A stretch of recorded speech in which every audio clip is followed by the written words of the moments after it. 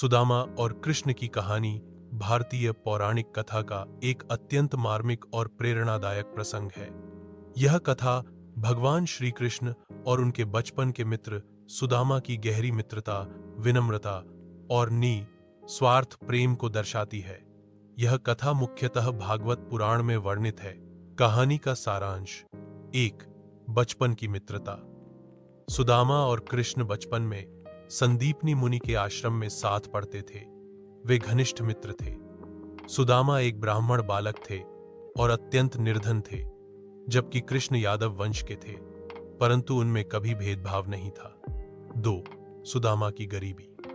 समय बीतता गया। कृष्ण द्वारका के राजा बन गए और सुदामा अपनी गरीबी में जीवन यापन करते रहे।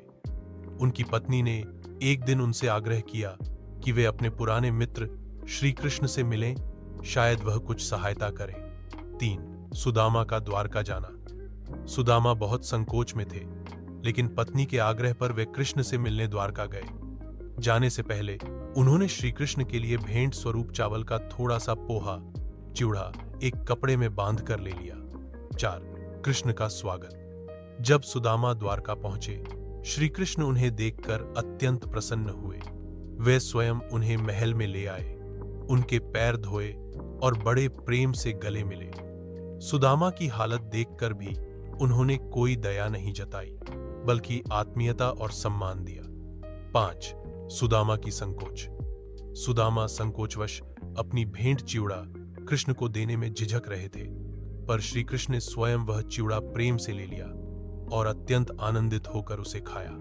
कहते हैं, कृष्ण ने सुदामा की गरीबी को बिना कहे ही समझ लिया। 6.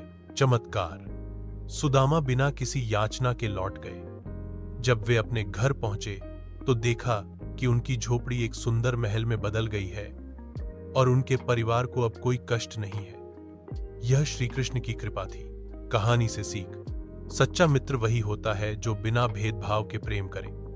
भगवान सच्चे प्रेम और भावनाओं को ही स्वीकार करते हैं, न कि भव्य भेंटों को।